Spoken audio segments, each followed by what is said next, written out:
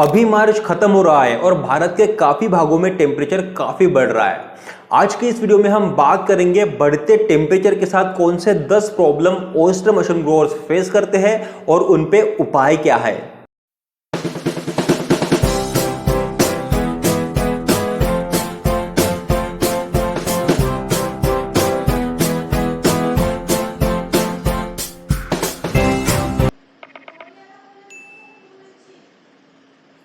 मेरे पास ये digital hygrometer है। इसका कहना है कि अभी आज यानी कि 29 मार्च सुबह 11 बजे अभी का टेम्परेचर है 34 डिग्री सेल्सियस और ह्यूमिडिटी है 24%। यानी कि अभी सुबह 11 बजे 34 डिग्री सेल्सियस टेम्परेचर और 24% ह्यूमिडिटी। लेकिन हमारे ऑयस्टर मशरूम कल्टीवेशन के लिए हमें टेम्परेचर चाहिए 22 टू 28 डिग्री सेल्सियस और हमें ह्यूमिडिटी चाहिए 60 टू 80%। तो आज की इस वीडियो में हम यही बात करेंगे कि बढ़ते टेम्परेचर के साथ कैसे हमें डील करना है। नमस्कार दोस्तों, मैं राहुल शेंडे, कृषि जोन यूट्यूब चैनल में आप सभी का स्वागत है। दोस्तों, जैसे बाहर का टेम्परेचर बढ़ेगा तो हमारे ऑयस्टर मशरूम शेड में भी टेम्परेचर बढ़ेगा ही बढ़ेगा। तो पहला प्रॉब्लम यही आता है कि टेम्परेचर जो बढ़ता है उसको कैसे कंट्रोल करें। अभी आपने हमारा शायद ह्यूमिडिटी का वीडियो देखा होगा जिसमें हमने ह्यूमिडिटी कैसे बढ़ाई जाती है, ह्यूमिडिटी कैसे कंट्रोल करी जाती है, उस पर डिटेल में बात करी। सेम वैसे ही हम टेम्परेचर के बारे में एक डिटेल में वीडियो लाने वाले हैं। प्रैक्टिकली वैसे ही हम देखेंगे कि कैसे हम टेम्परेचर को कंट्रोल कर सकते हैं। लेकिन आज के भी इस वीडियो में हम कुछ चीजें जरूर डिस्कस कर लेते हैं टेम्परेचर के बारे में। नॉर्मली सब लोग जैसे करते हैं, टेम्परेचर मेंटेन करने के लिए आप सिंपली वाटर स्प्रे कर सकते हो। बहुत से लोग हाथों से वाटर स्प्रे करते हैं, स्प्रे पंप से वाटर स्प्रे करते हैं, बहुत से लोग हैंड स्प्रेयर से भी वाटर स्प्रे करते हैं। तो वाटर स्प्रेयर भी एक अच्छा तरीका है। या फिर लोग फॉगर्स भी लगा सकते हैं। फॉगर से क्या होता है, हर तरफ पानी फैल जाता है, उससे ह्यूमिडिटी तो बहुत अच्छे से बढ़ती है, लेकिन टेम्परेचर भी थोड़ा कम हो जाता है। वाटर स्प्रे, फॉगर्स, इससे टेम्परेचर थोड़ा डाउन हो जाएगा। लेकिन उससे एडवांस आप और एक चीज कर सकते हो। वाटर स्प्रे और फॉगर्स चलाने के बाद आप हल्का फैन चला सकते हो। और क्या होता है, ठंडी में नॉर्मली उतनी ठंडी नहीं लगती, लेकिन जैसे ही ठंडी में अगर और सर्दी में जैसे और हवा आती है तो हमें और ठंडी लगती है। तो आप वाटर स्प्रे और फॉगर्स के बाद हल्का फैन चलाओगे तो टेम्परेचर और 2-3 डिग्री सेल्सियस से कम होने में आपको सहायता मिलेगी। उसके बाद आप इनडायरेक्ट कूलर की हवा भी दे सकते हो। इनडायरेक्ट कूलर की हवा डायरेक्ट नहीं दे सकते हो, उससे इन्फेक्शन हो सकता है। इनडायरेक्ट हवा दोगे तो उससे भी आपका टेम्परेचर कंट्रोल हो सकता है। आप एग्जॉस्ट फैन भी चला सकते हो। तो ये 3-4 तरीके हैं जिससे आप टेम्परेचर कंट्रोल कर सकते हो। और हमारा जो एक प्रैक्टिकल वीडियो आने वाला है उस पर हम डिटेल में टेम्परेचर पे बात करेंगे। दूसरा प्रॉब्लम है समर के साथ जो ऑयस्टर मशरूम ग्रोवर्स को फेस करना पड़ता है, वो है ह्यूमिडिटी। ह्यूमिडिटी मतलब जैसे ही बाहर का टेम्परेचर बढ़ता है, हमारे आपने देखा होगा ह्यूमिडिटी अभी 23 हो गया, अभी 24 था, अभी 23% हो चुका है। मतलब कि बहुत कम, हवा में पानी का प्रमाण बहुत कम हो जाता है, क्योंकि बाहर का टेम्परेचर जैसे बढ़ता है हवा में से वो पानी को खींच लेता है और हवा में पानी का प्रमाण कम हो जाता है, ह्यूमिडिटी बहुत कम हो जाती है। 23% ह्यूमिडिटी पे ऑयस्टर मशरूम कल्टीवेट करना इम्पॉसिबल है, यानी कि हमें ह्यूमिडिटी को बढ़ाना पड़ेगा। अभी ह्यूमिडिटी कैसे बढ़ाते हैं इस पे हमारा ऑलरेडी डिटेल्ड वीडियो है, इसकी लिंक आपको डिस्क्रिप्शन बॉक्स में मिल जाएगी। वही चीजें फिर से दोहराना वीडियो बहुत लंबा हो जाएगा, यानी कि आप वो वीडियो जरूर रेफर करो। आपके शेड में ह्यूमिडिटी बढ़ाने के लिए चाहे कितना भी टेम्परेचर हो, आप ह्यूमिडिटी आसानी से बढ़ा सकते हो। लगभग मैंने 5 तरीके उस वीडियो में ऑलरेडी बताए हैं। तीसरा मेरा सजेशन यह है, बढ़ते टेम्परेचर के साथ आप आपके शेड में जो फ्रेश एयर दे रहे हो उसकी टाइमिंग चेंज करो। अगर आप हमारे रेगुलर व्यूअर हो, आपने हमारे काफी वीडियोस पहले भी देख चुके हो, तो आपको यह तो पता चल गया होगा कि ऑयस्टर मशरूम को कल्टीवेट करने के लिए सिर्फ टेम्परेचर और सिर्फ ह्यूमिडिटी की जरूरत नहीं है, आपको फ्रेश एयर भी देना होगा। लेकिन अगर मानसून में या फिर विंटर में आपने फ्रेश एयर देने के टाइमिंग्स शाम को 6 से 8 और सुबह 6 से 8 रखा तो कोई प्रॉब्लम नहीं है। लेकिन समर में थोड़ा सा चेंज करना पड़ेगा। आपको क्या करना पड़ेगा, थोड़ा सा डिले कर लो 1-2 घंटा। जैसे शाम को लगभग 8 से 10 कर लो, क्योंकि शाम को भी बहुत गर्म ही रहता है समर में। तो 8 से 10 शाम को कर लो और सुबह 5 से 7 कर लो, क्योंकि सुबह भी बहुत जल्दी सूरज बाहर निकल आता है और टेम्परेचर बढ़ाना शुरू कर देता है। तो सुबह समझो 5 से 7 और शाम को 8 से 10, इस तरीके से फ्रेश एयर देने की टाइमिंग चेंज कर लोगे तो आपके शेड में ज्यादा गर्म भी नहीं होगा, फ्रेश एयर की भी क्वांटिटी प्रॉपर आ जाएगी। और ह्यूमिडिटी थोड़ा बहुत कम होती है फ्रेश एयर देने के समय, बट उतने टाइम के लिए सही है। जैसे ही आपका फ्रेश एयर देके कंप्लीट हो जाएगा, आप वापस से आपकी ह्यूमिडिटी बढ़ा सकते हो। टेम्परेचर बढ़ने के साथ चौथा प्रॉब्लम हमारा ओयस्टर मशरूम ग्रोअर फेस करता है, जो प्रॉब्लम है पिनहेड्स ड्राई होना। अभी जो हमने पहले 3 प्रॉब्लम लगभग डिस्कस करे हैं, टेम्परेचर, ह्यूमिडिटी एंड प्रेशर, इन्हीं को अगर हमने प्रॉपरली कंट्रोल किया तो चौथा प्रॉब्लम अपने आप मतलब सॉल्व हो जाएगा, या फिर प्रॉब्लम वो आएगा ही नहीं। वैसे एक चीज मैं आपको बता देना चाहता हूं कि पिनहेड लगभग 10 से 15% ड्राई होते ही है, चाहे आप कितना भी टेम्परेचर मेंटेन करो, चाहे आप कितना भी ह्यूमिडिटी मेंटेन करो, चाहे आप कितनी भी फ्रेश एयर दो, 10 से 15% पिनहेड्स ड्राई होते ही है। लेकिन अगर उससे ज्यादा 15, 20, 25% अगर आपके शेड में जितने पिनहेड्स निकल रहे हैं उसमें से अगर बहुत ज्यादा पिनहेड्स ड्राई हो रहे हैं तो एक्चुअल में जेन्युइन में कुछ प्रॉब्लम है। जैसे टेम्परेचर बढ़ रहा है, 28 से ज्यादा जा रहा है, ह्यूमिडिटी कम हो रही है 60% से नीचे, या फिर फ्रेश एयर प्रॉपरली मात्रा नहीं है आपके शेड में, ये इसका कहना है। अगर ये तीनों चीजें आप प्रॉपर तरीके से मेंटेन कर लेते हो तो पिनहेड्स ड्राई नहीं होंगे। इसके अलावा भी कुछ कारण होते हैं, हम किसी और वीडियो में डिस्कस करेंगे सिर्फ पिनहेड ड्राइंग पे।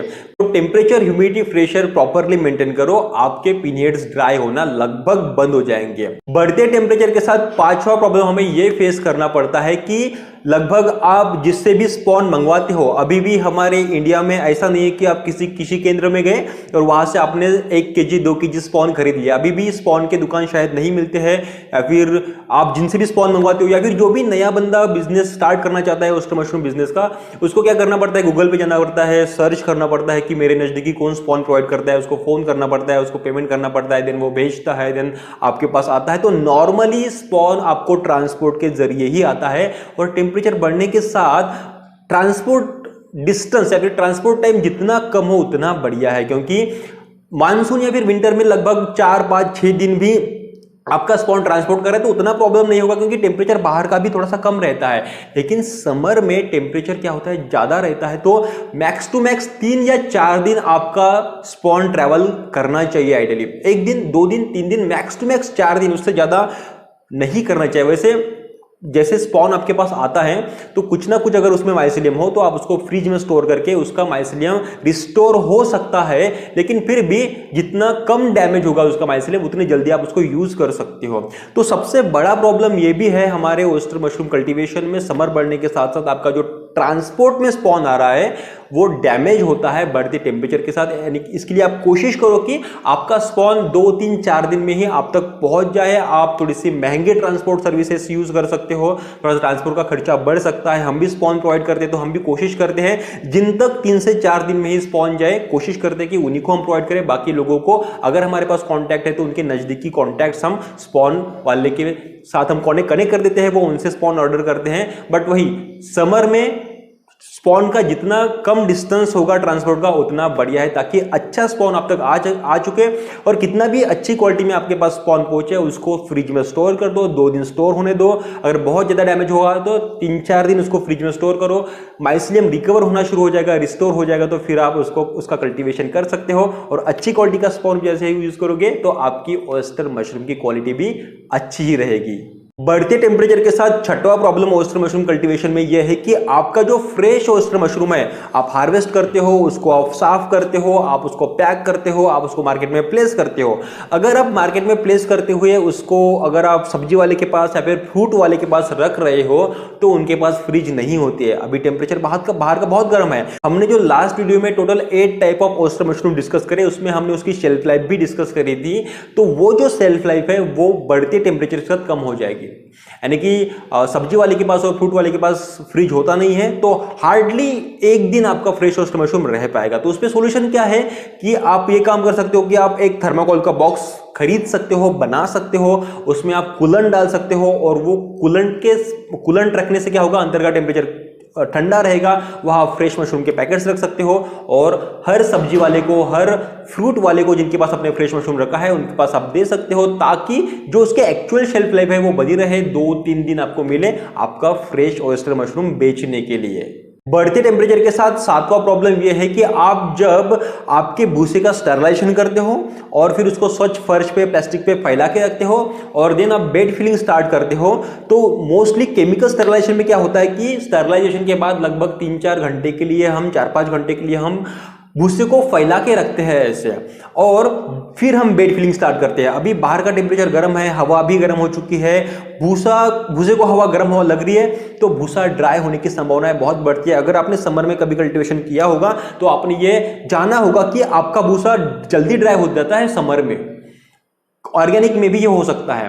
तो अगर आपके भूसे में जितना पानी चाहिए उतना पानी अगर नहीं है और आपने उसका भूसा आपके बेड फिलिंग में भर लिया और उसमें पानी ही नहीं है, बहुत पानी की मात्रा है, आपने स्पॉन भी डाल दिया, तो अंदर की जो प्रोसेस स्टार्ट होनी है माइसेलियम रन की वो नहीं होगी, या फिर उसमें डिले होगा, या फिर उसमें और प्रॉब्लम आ सकते हैं।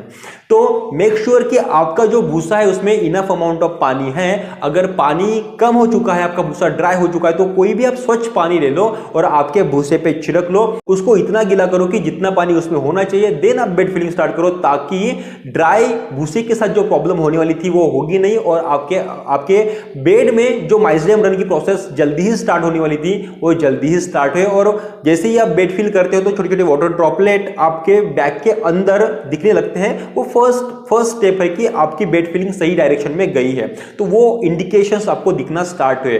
तो मेक श्योर कि आपका भूसा ज्यादा ड्राई ना हो, या फिर ड्राई होता भी हो तो उस पर आप वाटर स्प्रे या फिर थोड़ा सा पानी छिड़क के उसको थोड़ा सा गीला कर लो। बढ़ते टेम्परेचर के साथ आठवां प्रॉब्लम यह है कि समर में बहुत ऐसी जगह होती है हमारे भारत में वहां पानी होता ही नहीं है। पीने का पानी बहुत दूर से लाते हैं किसी गांव के लोग।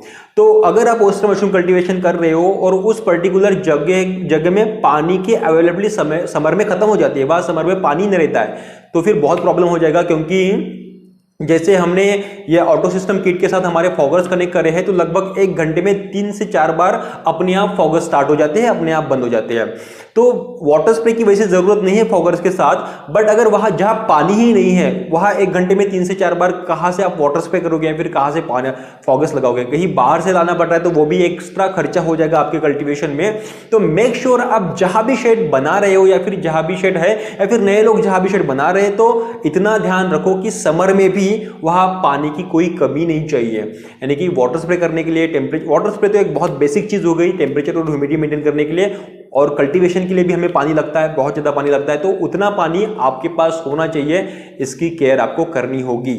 बढ़ते टेम्परेचर के हमने 8 प्रॉब्लम्स डिस्कस करे, लेकिन 9वां हमें एक टेम्परेचर की हेल्प हो जाती है। जैसे हम हमारे फ्रेश ओयस्टर मशरूम को ड्राई करने के लिए रखते हैं, अगर हमने धूप में ड्राई करने के लिए रखा तो लगभग उसी दिन सेम डे वो कंप्लीटली ड्राई हो जाता है। लेकिन आपको समर में इसको धूप में रखने की भी जरूरत नहीं है, लेकिन हमें उसके लिए 2 दिन लगेंगे लगभग। आप नॉर्मली किसी भी रूम में, किसी भी छाव में भी आपने आपका फ्रेश मशरूम अच्छे से कट करके उसको अगर रख दिया तो भी आपका फ्रेश ओयस्टर मशरूम अच्छे से ड्राई हो जाएगा। और अगर आपने धूप में रखा तो हम उसको उल्टा रखते हैं, तो उसकी क्वालिटी जो ऊपर की साइड की है वो अच्छी रहने के लिए हम उसको उल्टा रखते हैं, तो उसकी क्वालिटी उस तरीके से सही आती है। लेकिन उससे भी बेहतर क्वालिटी आएगी अगर आप उसको समर में ही छांव में सुखाते हो। तो मतलब आप बाकी के मौसम में छांव में नहीं सुखा सकते, जैसे मानसून और विंटर में छांव में मत सुखाओ, वो कोई मतलब जल्दी ड्राई नहीं होगा और प्रॉब्लम भी क्रिएट करेगा। लेकिन समर का हमें ये एडवांटेज मिल जाता है कि आपको धूप में खुद भी जाने की जरूरत नहीं है और आपके मशरूम को धूप में भी सुखाने की जरूरत नहीं है। आप उसको छांव में भी रख दोगे ना तो लगभग 2 दिन में बहुत अच्छा, क्योंकि हवा गर्म रहती है, गर्म हवा से भी इनडायरेक्ट जो सनलाइट हमारे शेड में आती है, या फिर जहां जिस भी छांव में आप ड्राई कर रहे हो, तो आपका फ्रेश मशरूम बहुत अच्छे तरीके से ड्राई हो जाएगा और उसकी क्वालिटी भी एकदम बेहतरीन दिखेगी। उस पर कोई भी काला धब्बा या फिर ब्राउनिश चॉकलेटी कलर का कुछ भी कलर उसको नहीं आएगा। सेम लगभग जिस कंडीशन में आपने उसको ड्राई करा था उसी कंडीशन में वो ड्राई हो जाएगा। ड्राई मशरूम के बारे में भी हमने एक डिटेल में एक लंबा वीडियो बनाया है, वो वीडियो आप जरूर देखिए, उससे आपके सारे ड्राई मशरूम के कंसेप्ट्स कंप्लीटली क्लियर हो जाएंगे। और 10वां प्रॉब्लम दोस्तों हमारे बढ़ते टेम्परेचर के साथ हमें फेस करना पड़ता है, वो ये है कि लगभग जो हमने 8-9 प्रॉब्लम डिस्कस करे उससे थक कर, उससे हार कर, या फिर टेम्परेचर और ह्यूमिडिटी की प्रॉपर नॉलेज ना होने के कारण, उसको प्रॉपरली कंट्रोल ना करने के कारण 90% ऑयस्टर मशरूम ग्रोवर समर में ऑयस्टर मशरूम बिजनेस को बंद कर देते हैं। सोचते हैं कि जैसे बारिश स्टार्ट होगी, टेम्परेचर ह्यूमिडिटी नॉर्मल रहेगी तो हम फिर से स्टार्ट करेंगे, लेकिन 90% जैसे ही बंद करते हैं उसमें से और लगभग 50-60% बाद में शुरुआत ही नहीं करते हैं, क्योंकि किसी और काम में वो लग जाते हैं, तो वो बिजनेस डिसकंटिन्यूड हो जाता है। और यही एक कारण है कि हमारे भारत में जो अवेयरनेस कम है, कंजम्पशन कम है, प्रोडक्शन कम है, तो इसका एक मेजर रोल है कि ये एक मेजर कारण है कि जिससे हमारा प्रोडक्शन, कंजम्पशन, अवेयरनेस तीनों चीजें कम है। तो हमें बंद नहीं करना है, चाहे आप आपका कल्टीवेशन थोड़ा सा कम कर सकते हो। और इससे भी और एक एक्स्ट्रा ऑप्शन हमारे पास अवेलेबल है। समझो आप 30 के नीचे नहीं ला पा रहे हो आपका टेम्परेचर, समझो 35 के नीचे भी नहीं ला पा रहे हो, तो आपके पास और एक बेहतर ऑप्शन है। आप ऑयस्टर की जगह मिल्की मशरूम ट्राई करो। मिल्की मशरूम के लिए लगभग 25 to 35 डिग्री सेल्सियस टेम्परेचर वो बियर कर लेता है और वो एक्चुअली समर में ही उगाया जाता है। तो जब हमारे पास ऑप्शन अवेलेबल है, टेम्परेचर बढ़ रहा है, तो मिल्की मशरूम को हम ग्रो कर सकते हैं। बिजनेस को बंद करने की जरूरत नहीं है। और मिल्की मशरूम दिखने के लिए बहुत अट्रैक्टिव भी दिखता है और उसकी टेस्ट ऑयस्टर मशरूम से बेहतर भी है। तो आप जिनको भी ऑयस्टर मशरूम बेच रहे थे उनको आप मिल्की मशरूम भी बेच सकते हो।